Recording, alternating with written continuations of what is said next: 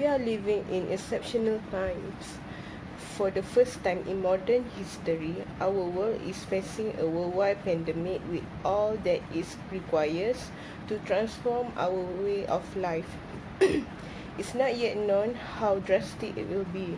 Counselors cannot predict exactly what is going to happen, nor is it their job to advise clients about the virus itself.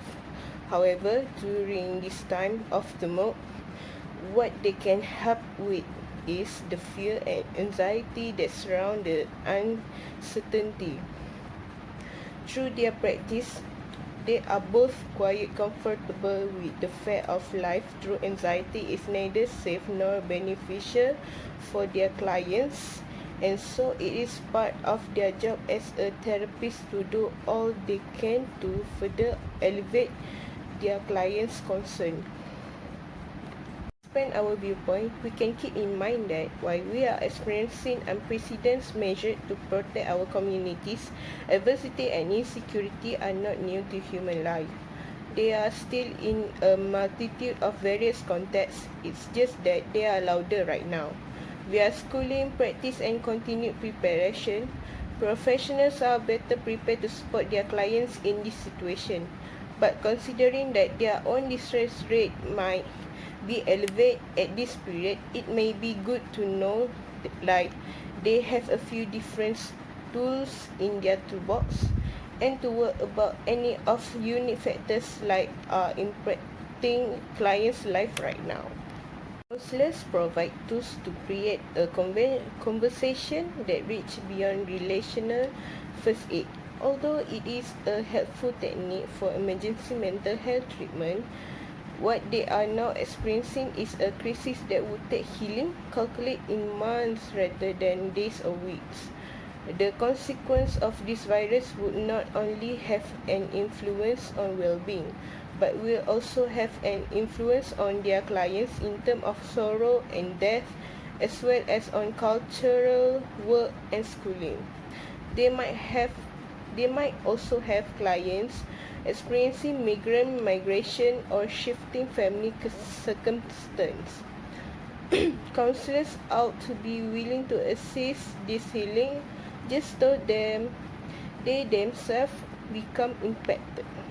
Stress in life is natural and necessary.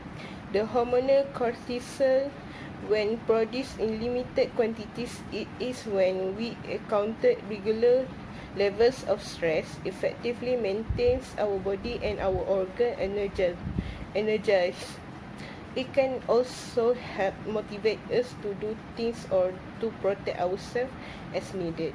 However, as it goes too high, tension is harmful and can contribute to chronic fear and depression at the neurological stage, which may even have a physical effect on the body. The behavioral health specialists, counselors have scope for too many. They undoubtedly extend beyond their qualification because their loving, supportive disposition is sure to apply to others outside their caseload, such as their loved ones, friends, and those in groups.